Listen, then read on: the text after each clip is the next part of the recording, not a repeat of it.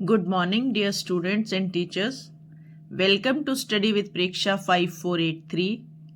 आज हम आपके लिए लाए हैं कक्षा 7वीं की सामाजिक विज्ञान की कार्यपुस्तिका में से सामाजिक और राजनीतिक जीवन का अध्याय 5 औरतों ने बदली दुनिया। इसमें पहला प्रश्न है, समाज लड़कों और लड़कियों के व्यवहार, बुद्धि, कार्यों आदि के बारे में अलग अलग अपेक्षाएं रखता है। कम से कम 6 बातें लिखकर बताओ कि हमारा समाज क्या सोचता है, लड़के कैसे हैं और लड़कियां कैसी। तो लड़कों से तो ये उम्मीद की जाती है कि वे बाहर के कार्यों में कुशल हों, तकनीकी काम सीखें, शारीरिक और मानसिक रूप से मजबूत बने। लड़कियों से ये अपेक्षा की जाती है कि वे घर के कामों में कुशल हों, विनम्र हों और कोमल मन वाली हों। यदि कोई लड़की अपनी इच्छा जाहिर करती भी है तो उसकी बात को दबाने की कोशिश की जाती है कि नहीं, तुम तो लड़की हो, तुम घर के काम में या किसी जरूरी बात में सलाह मत दो, तुम चुप रहो। दूसरी एक्टिविटी है, क्या तुम्हारे गांव कस्बे में लड़कियों को माध्यमिक शिक्षा प्राप्त करने में कोई समस्या होती है? अगर हाँ, तो किस किस तरह की? हाँ, हमारे गांव में केवल 5वीं कक्षा तक का ही विद्यालय है, इसलिए अधिकतर लड़कियों को दूसरे गांव में पढ़ने के लिए नहीं भेजा जाता और वे माध्यमिक शिक्षा प्राप्त करने से वंचित रह जाती हैं। आपके इस पाठ में राज सुंदरी देवी, रमाबाई, रुकैया सखावत हुसैन के जीवन के बारे में बताया गया है। इन तीनों की कहानियों में से तुम किसकी कहानी से सबसे अधिक प्रभावित हुए हो और क्यों?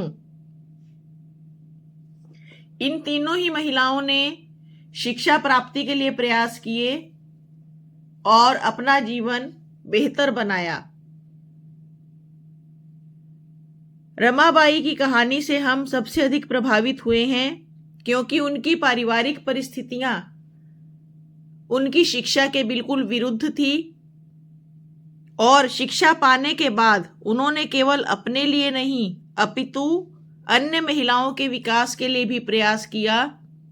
उन्होंने सभी विधवाओं व निर्धन महिलाओं को शिक्षित करने के लिए प्रयास किया और एक महिला शिक्षा विद्यालय भी उन्होंने अपने क्षेत्र में खोला था, जिसमें सभी महिलाओं को मुफ्त शिक्षा देने का प्रबंध था।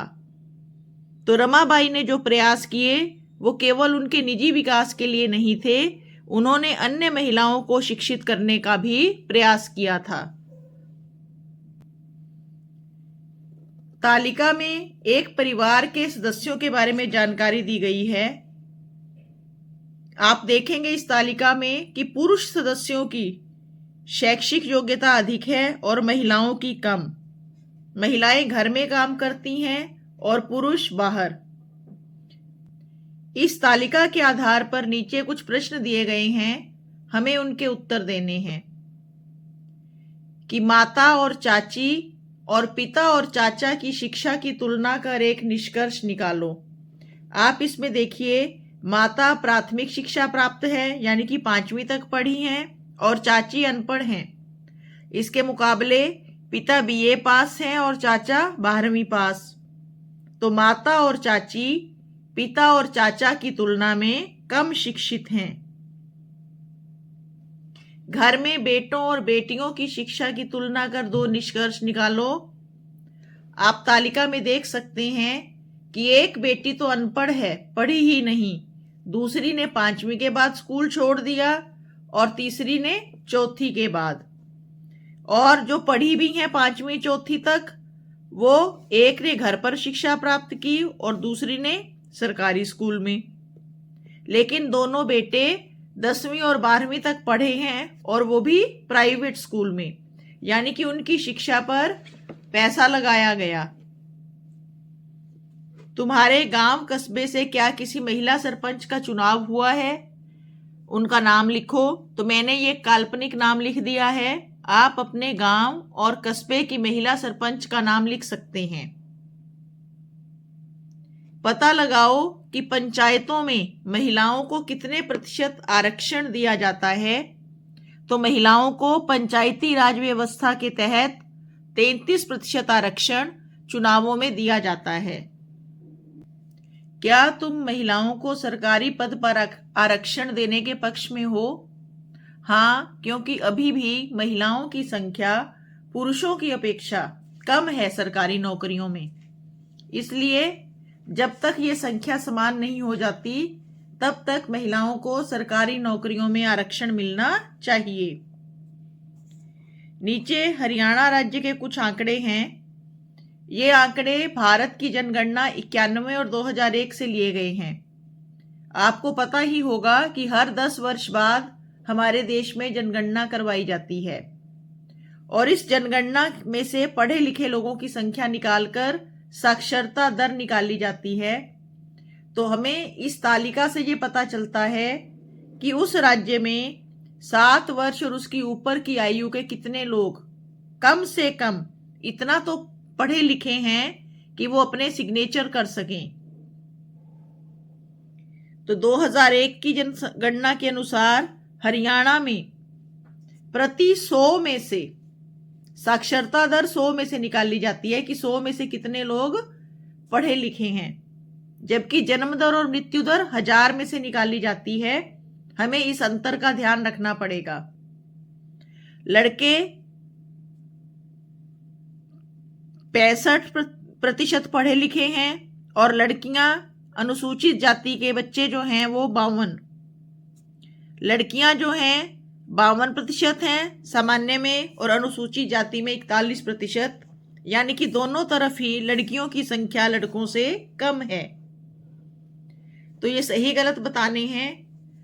हरियाणा के ग्रामीण क्षेत्रों में 6 से 10 वर्ष की लड़कियों के मुकाबले ज्यादा लड़के स्कूल जाते हैं। ये सही है और अगले दोनों कथन गलत हैं।